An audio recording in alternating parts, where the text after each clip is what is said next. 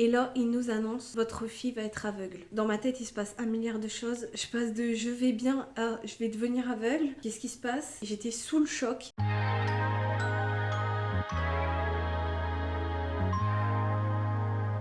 Salut petit eucalyptus, aujourd'hui je suis ravie de te retrouver dans cette nouvelle vidéo. Aujourd'hui on va parler d'acceptation de maladie, comment accepter une maladie. Je suis consciente que toutes les maladies sont différentes, mais je vais te raconter mon histoire, mon parcours avec ma maladie et les méthodes que j'utilise pour l'accepter au quotidien, et j'espère que cette méthode pourra t'aider. C'est la première fois que je vais en parler sur les réseaux, je sais pas trop comment m'y prendre. Je voulais pas en parler à la base parce que je voulais pas qu'on m'associe à la maladie. Je veux vraiment qu'on regarde mes vidéos par rapport à ce que j'apporte dans les vidéos, mais vraiment pas parce que j'ai cette maladie. Mais aujourd'hui j'avais envie de t'en parler parce que c'est vrai que j'ai beaucoup évolué par rapport à ça et je me suis dit que mon parcours pourrait aider certaines personnes. Donc j'ai une maladie qui ne se voit pas au premier abord et en général j'en parle pas aux gens si je les fréquente pas, mais les personnes que je connais je vais leur dire ce que j'ai, comment ça se passe vite fait. Je m'attarde rarement dessus parce que comme je vous ai dit je n'aime pas être associée à la maladie, mais je suis obligée d'informer les gens, je vais comprendre pourquoi. Moi j'ai une maladie orpheline de la rétine. Je peux pas vraiment te donner de nom parce que les médecins eux-mêmes ne savent pas vraiment. Au début on m'avait diagnostiqué comme la maladie de Stargardt, on s'est rendu compte que c'était pas vraiment ça, donc après on me dit c'est une dystrophie des cônes. En gros j'ai ma vue centrale qui perd de la vision. C'est pas vraiment une tache que j'ai au niveau du centre de mes yeux, c'est plutôt un espèce de flou avec plein de points lumineux qui tournent, c'est trop bizarre. Si tu veux visualiser, tu mets un point à peu près à 20 cm de ton visage et tu verras à peu près comment je vois. Et aussi dans mon champ de vision, j'ai plein de points lumineux. Je sais pas si tu as déjà eu une baisse de tension et d'un coup il y a plein de petits moucherons, tout ça qui viennent dans ta vision. Bah moi je l'ai au quotidien, je ne sais pas ce que c'est de voir net. En gros, je peux pas passer le permis, j'ai des difficultés pour lire. En général quand tu m'envoies un message, je vais faire une capture d'écran pour zoomer, même quand je veux lire des commentaires, parce que j'ai zoomé un peu dans mon téléphone mais ça suffit pas, donc en général je prends en capture. Ensuite quand une personne elle a plus d'un mètre de moi, je vais moins voir ses mimiques parce qu'en fait plus tu t'éloignes, plus forcément le point est plus gros sur ton visage. Donc si on va me faire un clin d'œil ou un sourire ou alors on va me tirer la langue, je vais pas forcément le capter tout de suite, et vraiment au loin là c'est un peu plus dur pour moi de voir. J'ai essayé de te faire un schéma pour que tu vois à peu près à travers mes yeux. Alors ça va être assez grossier parce que je n'arrive pas à représenter exactement comment je vois, mais ça peut te donner une idée. Moi je vois plein de points qui clignotent tout le temps, et quand je te disais que plus tu es loin, moi je te vois, le point il est sur ton visage, et plus tu te rapproches, plus le point est petit et je vois ton visage. Et quand je lis, ça peut ressembler à peu près à ça. Donc il faut tout le temps que je bouge mes yeux pour voir en fait au travers de mon champ visuel et non de mon centre de la vision. Je reconnais en général les personnes par rapport à leur silhouette, leur attitude, leur façon de marcher. Donc c'est pour ça qu'en général il faut que j'ai connu bien la personne pour pouvoir la reconnaître dans la rue. Si je passe à côté de toi et que je ne te dis pas bonjour, ce n'est pas parce que je ne t'aime pas ou que je suis hautaine, c'est juste que je ne t'ai pas vu. En gros, voilà pour le décor. De toute façon, au fur et à mesure de la vidéo, tu vas comprendre ce que je vis au quotidien. Je vais le raconter au fur et à mesure. En plus de cette maladie, je suis astigmate et myope. Mais bon, ça c'est des maladies qu'on connaît, qui sont plus fréquentes. Donc voilà. Donc moi, ça s'est déclaré vers mes 6 ans. Enfin, mes parents, ils ont dû voir que des choses que je voyais pas bien. Donc on m'a emmené vers un spécialiste. Et à l'époque, mes parents, ils étaient divorcés et c'était mon père qui m'avait emmené chez le spécialiste. Et en fait, quand on est revenu de chez l'ophtalmo, mon père a dit à ma mère que tout allait bien. Donc je ne sais pas si à l'époque c'était vrai, qu'on n'avait pas détecté de choses ou qu'il ne voulait pas nous inquiéter, je ne sais pas. Peu importe les raisons qu'il ait dit ça, de toute façon ça change rien à l'histoire. C'est juste que, donc à l'époque, je pensais que tout allait bien. Et quand ma mère a récupéré ma garde, elle m'a réemmené chez un spécialiste. Et là, il nous annonce votre fille va être aveugle. Et là, je sais pas, dans ma tête il se passe un milliard de choses. Je tombe, je suis plus là, je suis là, je suis plus là. Je passe de je vais bien à je vais devenir aveugle. Qu'est-ce qui se passe? C'est quoi ce délire? Je ne comprends pas. Donc je m'effondre, je suis partagée entre la tristesse, la colère, je trouve ça injuste, qu'est-ce qui se passe, pourquoi ça m'arrive, pourquoi ça arrive à moi. Vraiment j'étais sous le choc et ça a duré un temps ça. Au fur et à mesure des visites, enfin, j'allais une fois par an chez l'ophtalmo, plus je faisais beaucoup d'examens à l'hôpital de Lille, des grands spécialistes de la vision, des examens qui s'apparentent à de la torture. C'était très particulier parce que je me souviens, et ça durait des heures. j'étais ballottée de salle en salle. À la fin, j'étais très fatiguée. Je me souviens, c'était ouf. On me mettait des espèces de ventouses dans les yeux avec des fils au bout là. Ça, c'était l'examen de... Oh, je détestais cet examen de torture là. On me mettait dans le noir pendant je ne sais plus combien de temps, par exemple un quart d'heure, et après on me faisait regarder des lumières. Je ne sais pas à quoi ça servait, mais je détestais cet examen. On m'a mis aussi des espèces d'électrodes sur ma tête et tout. Franchement, quand j'étais petite, j'étais partagée entre la peur, l'envie de savoir ce que j'avais exactement et tout. C'était particulier, hein. Au fur et à mesure, on a découvert que finalement, je ne vais pas devenir aveugle, mais je vais être malvoyante. Et en fait, à l'époque, j'étais tellement bouleversée que c'était pas une bonne nouvelle pour moi. Parce que au final, j'entends pas votre fille va guérir. Moi, ce que je voulais entendre, c'était c'est bon, on a un remède, on va guérir tes yeux, tout va bien aller. Mais non, on me dit tu ne deviendras pas aveugle, mais je serai malvoyante. J'arrivais pas à accepter. J'étais très en colère, très triste, etc.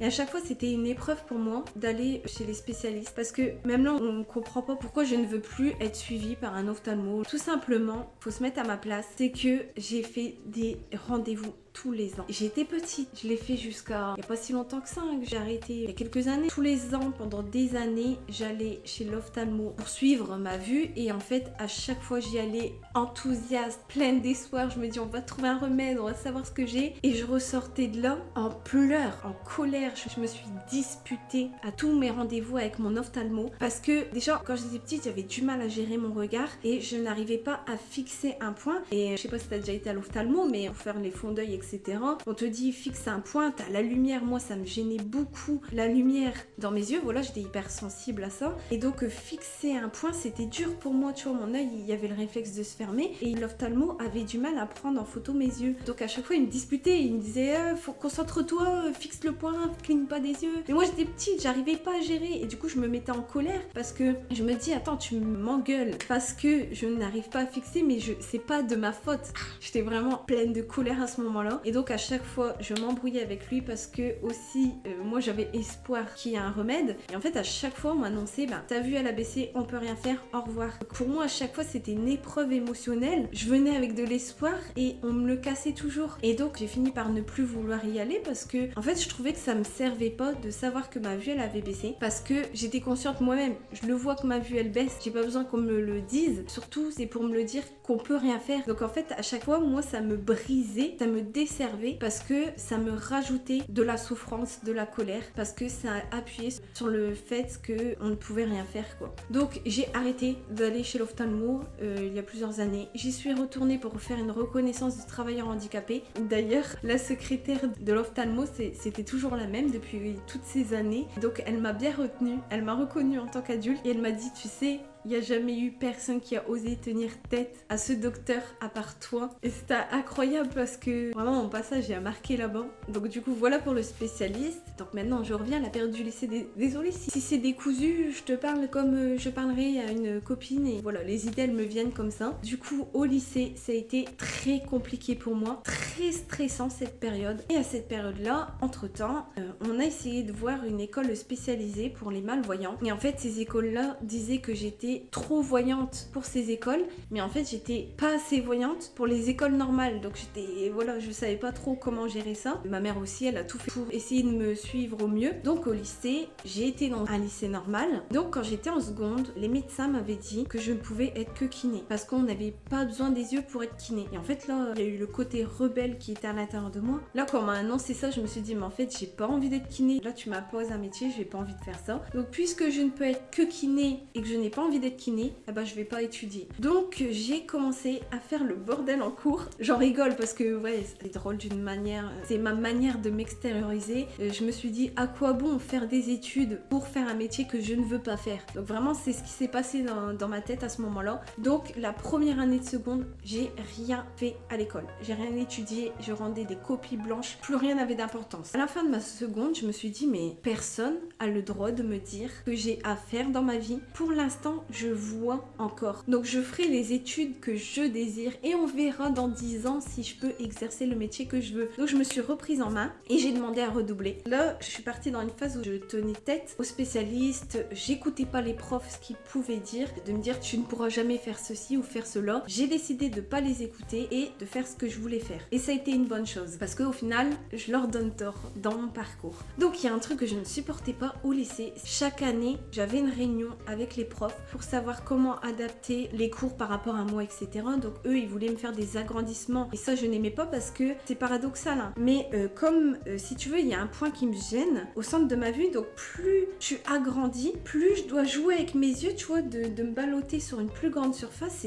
Franchement, c'était gênant pour moi. Je préférais avoir une photocopie où j'ai des difficultés à voir et que je colle mon visage sur la feuille que d'avoir un agrandissement. Et chaque année, je devais montrer aux gens que j'étais différente. Ça, je détestais parce que pas le choix, je vois pas, donc il faut expliquer pourquoi je suis devant le tableau, pourquoi Annabelle elle a des agrandissements, pourquoi il faut que ça soit écrit d'une telle manière, etc. Donc je n'aimais pas, j'avais l'impression que je rentrais dans une pièce chaque année qu'on faisait Annabelle a un problème, Annabelle a un problème. Vraiment c'était compliqué pour moi. Et l'autre point de stress que j'avais au lycée, c'est le bus. C'était horrible pour moi parce que comme je voyais pas de moi, en plus à l'époque c'était des petites pancartes où il était écrit où le bus allait et il y avait plein de bus. Le bus c'était jamais le même, donc j'étais en panique à chaque fois que je devais repartir chez moi. Je demandais à des élèves de m'indiquer où était mon bus. Le matin, j'avais la hantise d'arriver en retard. Ça a même commencé au collège, ça, je me souviens. Parce qu'en fait, j'avais peur que ma classe soit déjà rentrée dans une classe et qu'en fait, je me trompe de salle et que j'atterris dans une classe qui n'est pas la mienne et que je le remarque pas parce que je vois pas tout de suite les personnes qui sont dans une salle. Donc, à chaque fois, j'envoyais des messages à mes copines, attends-moi dans le hall, attends, j'arrive, t'es où, machin. J'étais vraiment stressée au quotidien. Voilà, donc en gros, la période du lycée, c'était très compliqué. J'ai voulu partir en S. J'ai réussi à intégrer la première S et je me suis rendu compte que c'était pas possible pour moi. Non seulement les cours étaient compliqués, mais en plus de ça, je n'arrivais pas à suivre. En fait, je n'arrivais plus à voir au tableau et en fait, j'arrivais pas à regarder sur le cahier de la personne à côté de moi.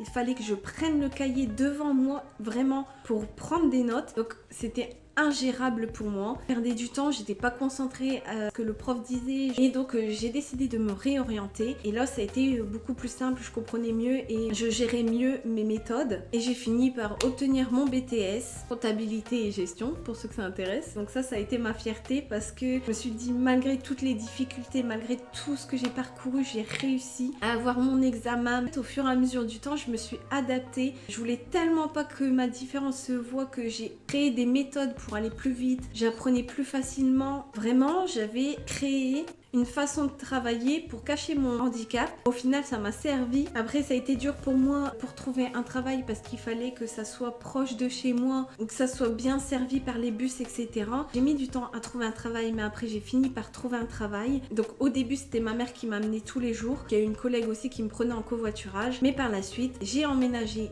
pas loin du travail pour pouvoir me déplacer en trottinette et ne plus dépendre de personne. Ça a été le truc le plus dur à accepter pour moi, c'est de dépendre de quelqu'un pour m'emmener à des rendez-vous, pour aller à tel endroit si c'était pas accessible comme je pouvais. Et puis en plus, franchement, j'étais tellement traumatisée par le bus. J'ai eu une période où le bus c'était ma hantise, je tremblais pour devoir prendre le bus. Donc voilà, ça a été compliqué pour moi. Je ne voulais surtout pas dépendre de quelqu'un. Aujourd'hui, je ne dépends plus vraiment de personne. J'ai réussi à m'adapter. Donc comme je te dis, j'ai pris un logement pas loin du travail, même si je ne travaille plus là-bas maintenant. J'y allais en trottinette, comme ça je ne dépends ni des bus ni de quelqu'un, je dépends que de moi. Pour faire les courses, comme je n'ai pas de voiture, soit c'est ma mère qui vient me faire un plein de courses, soit j'ai la chance d'avoir plein de magasins à côté de chez moi, je peux aller faire mes courses à pied. Malgré tout ça, tu vois, je me rends compte que j'avais réussi à trouver un travail, je me débrouillais au travail parce que franchement c'était pas simple non plus. Je m'adaptais, on avait de toute façon des appareils où je pouvais zoomer, donc je zoomais quand il fallait voir des prix, etc. Donc voilà en gros pour mon parcours. Tu verras pas ma maladie au premier abord. Si tu me croises dans la rue et que je suis en train de regarder mon téléphone, tu vas me voir avec le téléphone comme ça, tu vois. Mais sinon, on n'est pas tout le temps en train de penser à ma maladie quand on me voit. Et en fait, je ne pense pas à ma maladie. Enfin, je pense quand même à ma maladie tous les jours, mais c'est pas en mode oui, je suis malade, ça va pas. C'est vraiment parce que les situations de la vie me rappellent que j'ai cette maladie. Si je vais pas voir quelqu'un au loin, quand je vais lire des messages, des fois ça m'énerve. Il y a des jours où ça va, mais il y a des jours où ça me saoule de devoir capturer, zoomer, etc. Mais sinon, je ne pense pas constamment à la maladie. Mais ça ne m'a pas empêché d'au final être toujours en colère et de ne pas accepter la maladie. Je m'en suis rendu compte par rapport à des réflexions qu'on m'a faites. J'ai déjà eu des personnes dans les magasins, que moi je suis une psychopathe des dates de péremption, donc je regarde la date de péremption à chaque fois que j'achète un truc et c'est écrit petit, donc je mettais la boîte de conserve comme ça. Et j'ai déjà eu des gens qui me disent mademoiselle, il va falloir penser à mettre des lunettes. Et en fait là je l'ai regardé avec un regard de tueur. J'ai une maladie de la rétine, je vous remercie. Oh, bah désolé, je peux vous aider. Non, il est trop tard en fait. Faites attention quand vous parlez aux gens. Alors moi, j'essaye de gérer, tu vois, je prête pas attention à ce qu'ils me disent, etc. Mais je leur fais comprendre que faites attention à qui vous parlez quand vous ne connaissez pas, parce que les gens peuvent avoir des problèmes que vous ne soupçonnez pas. J'ai déjà eu plein de réflexions comme ça. Pourquoi tu portes pas de lunettes? Bah si je pouvais porter des lunettes, crois-moi que je le ferais. En fait, les lunettes, quand je les mets, je vois légèrement plus net. C'est pas extraordinaire, mais en fait, ça m'handicape encore plus parce que là, comme mon monde il est un peu flou, si tu veux, la gêne que j'ai au centre me gêne moins que quand ma vision elle est légèrement plus nette, parce que le problème s'accentue encore plus, ça me gêne. Il n'y a pas de remède, j'ai pas de solution, que ce soit avec des lunettes, etc. Je suis obligée de m'adapter avec des outils, le téléphone, je prends en photo aussi au loin, puis après je zoome, mais je peux rien faire. Les lunettes ne me servent à rien. Ça m'agaçait quand même. Enfin, on me voit comme une fille pour le style qui veut pas mettre de lunettes, mais non, je n'ai pas de solution. Et donc voilà, j'ai eu plusieurs réflexions comme ça sur ma route et je me suis rendu compte que j'étais un petit peu en colère jusqu'au jour où là j'ai pété un plomb. La personne va se reconnaître si elle regarde cette vidéo. Il y a une personne qui m'a vu regarder l'écran d'ordinateur très proche comme ça et elle m'a sorti: oh là là, quand je te vois comme ça collé à l'écran, j'ai envie de claquer ta tête dans l'écran. Et là mes fils se sont touchés. Alors ne jugez pas cette personne parce que je lui en ai pas voulu du tout, parce que moi je prends les messages des gens comme un message de l'univers qui veut me parler. Et là je me suis rendu compte, j'ai eu ma colère qui est remontée, qui est sortie de ma bouche. Je me suis énervée sur la personne, mais tout en sachant que je m'énervais pas sur elle, mais j'étais en colère parce que ça me rappelait que cette maladie me met en colère. Je n'arrive pas à accepter que je ne vois pas comme je le souhaiterais et du coup ça m'a fait un tilt de fou et je me suis dit mais en fait c'est pas réglé cette histoire. J'ai toujours pas accepté la maladie. Ça m'a permis de retravailler dessus et de commencer à m'apaiser, parce que en fait quand tu n'acceptes pas une maladie, ça veut dire que tu as encore des émotions derrière et c'est ça qui te ronge au final. Donc j'ai commencé à travailler sur l'acceptation et de calmer ma colère. Et comment j'ai fait? Je me suis dit, après en discutant aussi avec des gens, ça m'a aidé, de toute manière, que je le veuille ou non, la maladie est là. Je peux pas faire autrement. Tout ce que je peux faire, c'est m'adapter, mais ça sert à rien d'être en colère puisque elle est là, ça bougera pas comme ça, tu vois. J'ai commencé à intégrer l'idée que oui, la maladie est là. Actuellement, c'est comme ça. Je ne maîtrise pas forcément la chose. Donc, je me suis dit, il faut au moins que j'apaise ma colère. Parce que là, je vais te dire, j'accepte à 80%, peut-être, je vais dire. Il y a toujours une part de moi qui trouve ça injuste, entre guillemets, qui veut guérir. Mais j'ai beaucoup apaisé mon cœur. Donc, j'ai commencé à faire des méditations, à me parler à moi-même, d'essayer d'intégrer l'idée, oui, c'est là. Et c'est là même par rapport au regard des gens. Et oui, de le dire, oui, j'ai une maladie de la rétine, et c'est comme ça, en fait. Mais moi, j'assumais pas. Et en fait, j'ai refait un tilt aussi en ayant une discussion avec une personne parce que j'ai voulu faire de la boxe. Donc la première fois, j'ai quand même été faire de la boxe parce que il faut signer des papiers de certificat. À ce moment-là, j'ai eu à faire un remplaçant et le remplaçant ne savait pas que j'avais cette maladie. Donc lui, il a signé mon papier et j'ai commencé à faire de la boxe. Par contre, quand j'ai dû refaire ce papier pour la saison d'après, je suis tombée sur mon médecin qui lui est au courant de la maladie et il a refusé de signer mon papier. Et là, boum, encore le monde s'est effondré autour de moi. Je me suis dit mais on m'empêche encore de faire un truc qui me tient à cœur, tu vois. Je me suis réécroulée, mais d'un autre côté il y avait une part de moi qui se disait il y a un message derrière. J'étais à moitié bouleversée et à moitié ok, je suis à l'écoute. Et donc mon médecin s'est mis à flipper et à me faire flipper parce que il voulait pas que je fasse un certificat avec un autre médecin. Il a commencé à me dire, si tu te prends un mauvais coup dans l'œil, tu peux avoir un décollement de rétine, ça peut être plus grave que ta maladie. J'ai commencé à stresser et j'ai paniqué. Je me suis dit, attends, est-ce que j'ai envie de prendre le risque de voir moins que ce que je vois là? Donc là, je me suis dit, c'est quoi, pour l'instant, il m'a fait flipper. Donc je me suis dit, je mets la boxe de côté, je me laisse un an, je vais voir. Mais honnêtement, je suis quelqu'un qui déteste qu'on lui dise qu'elle peut faire ou ne pas faire. Et en fait, j'ai envie de te dire que si tu fais de la boxe, n'importe qui peut se prendre un mauvais coup et perdre de sa rétine. Je me suis dit, je laisse ça de côté. Et entre-temps, j'ai eu une discussion avec un pote. Et ce pote m'a dit, mais en fait, tu peux t'adapter en fonction de ça. Tu peux dire au club que tu as cette maladie et que les gens fassent attention quand on combat et d'éviter ton visage. Alors, je suis d'accord sur le fond et c'est ça que ça voulait dire, accepter, assumer que j'ai ma maladie. C'est d'en fait informer les gens et qu'on voit ce qu'on peut faire ensemble. Mais comme j'ai encore cette peur de déranger, j'ai pas envie que les gens s'adaptent à moi, je sais que ça c'est un autre problème, mais les deux combinés, voilà. Je me suis dit, pour l'instant je suis pas prête à assumer face à une dizaine de personnes dans le club, de leur dire voilà, avec moi il faut faire attention. Je déteste qu'on fonctionne avec moi différemment qu'avec les autres. Cette histoire m'a fait me rendre compte que oui, en fait c'est ça, accepter la maladie, c'est de se dire on va s'adapter par rapport à ce que j'ai. C'est oui d'assumer, j'ai cette maladie, on doit faire en fonction, tu vois. Mais là j'ai compris que bah oui, en fait c'est comme si on va te dire ah t'es blonde, bah oui je suis blonde. Et ah mais t'es pas souple, bah oui je suis pas souple. Et en fait tu vois, l'idée ça fait partie de moi et voilà, en fait il n'y a pas de problème avec ça. Mais avant c'est vrai que j'avais un très gros problème et donc j'ai commencé à travailler là-dessus et je me suis dit attends, comment je peux accepter cette maladie? Pour accepter quelque chose, donc déjà c'est de se décharger des émotions qu'on peut ressentir, apaiser nos colères, nos tristesses, etc. Et moi j'ai fonctionné en me disant mais qu'est-ce que cette maladie m'a apporté? Parce que elle a été un véritable cadeau pour moi, même si ça ne paraît pas. Même si au quotidien je galère, tu vois, pour aller faire mes courses, qu'il pleut, qu'il vente, qu'il neige, je vais aller faire les courses sous la pluie, je porte des choses lourdes, c'est chiant, faut que je vous le dise, c'est chiant. Mais au final, comme je n'ai pas le choix de faire ça, d'aller sous la pluie, aller porter des choses lourdes, le jour où j'ai envie de faire quelque chose qui me plaît, je ne m'arrêterai pas parce qu'il pleut, je le ferai peu importe le temps. Comme je fais des choses difficiles au quotidien que je n'ai pas envie de faire et que je n'ai pas le choix de faire, au final le jour où je dois faire quelque chose qui me plaît, il n'y a rien qui va m'arrêter, que ce soit le temps, qu'il pleut ou pas. Si j'ai envie d'aller me promener et que ça me fait du bien, je vais pas regarder le temps. Donc franchement ça développe une force mentale déjà. Ensuite je me suis dit quels étaient les avantages? Qu'est-ce que j'ai développé grâce à cette maladie? Déjà, j'ai développé, comme je t'ai dit, à l'époque, des méthodes pour apprendre facilement, rapidement. Je prenais des notes d'une manière à ce que ça soit rapide parce que je ne peux pas lire pendant des heures. Et je faisais beaucoup travailler ma mémoire parce que je ne pouvais pas compter sur les prises de notes. Tu vois, par exemple, si j'avais un exposé à faire au lycée,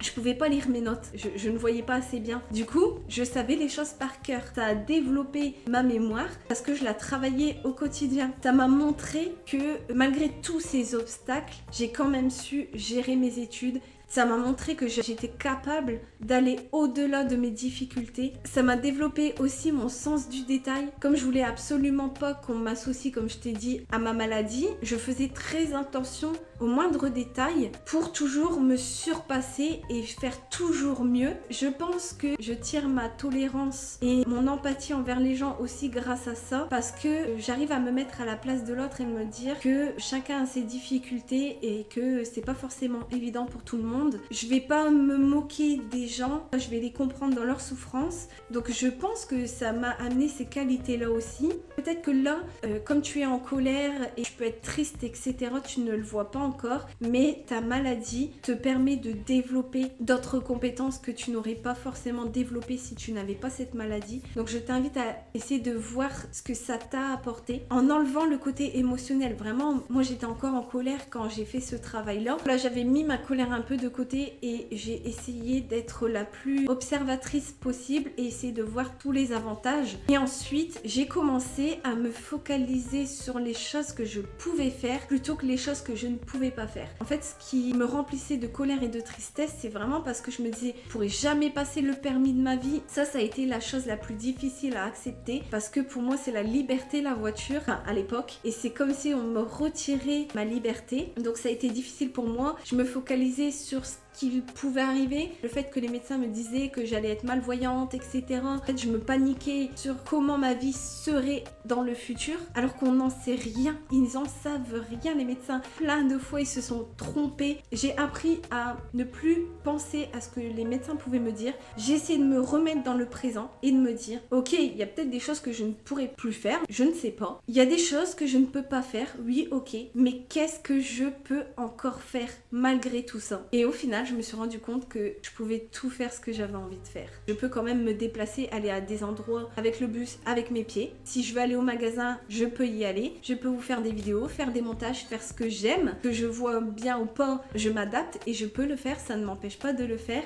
Je peux kiffer la vie, je peux danser, je peux chanter, je peux faire mes passions, je peux gagner de l'argent, je peux payer mes factures, j'ai un toit sur la tête. Tout ce que je pensais que je ne pouvais pas faire, au final, je peux le faire, mais d'une façon différente. Je peux avoir une vie normale, une vie que je désire, peu importe la difficulté que j'ai. Et le fait de me recentrer sur les choses que je pouvais faire, ça m'a libérée. Je suis pas totalement neutre avec la maladie, mais je vous avoue que ça m'a beaucoup apaisée. Donc vraiment, si tu es dans ce cas de figure-là, essaye de voir tout ce que tu peux faire avec la maladie et ne pas vraiment penser à ce que tu ne peux pas faire parce que de toute façon, tu ne peux pas changer la chose. Ce qui nous rend malade, en fait, c'est vraiment de se focaliser sur les choses qu'on ne peut pas changer plutôt que d'essayer de changer les choses qu'on peut changer et faire les choses qu'on peut faire au final. Je pense que je vais arrêter là pour la vidéo. Dites-moi en commentaire si ça vous a aidé. En tout cas, ça m'a fait bizarre d'en parler, mais ça me libère un peu. Allez, j'étais à 80% d'acceptation, maintenant je suis à 82% grâce à vous. Si tu as des questions, n'hésite pas à me les mettre en commentaire comme d'habitude, je me ferai un plaisir d'y répondre. N'hésite pas à liker cette vidéo et à t'abonner pour avoir la suite de mes prochaines vidéos. Sur ce, je te quitte, je te dis à une prochaine vidéo. Ciao, bye!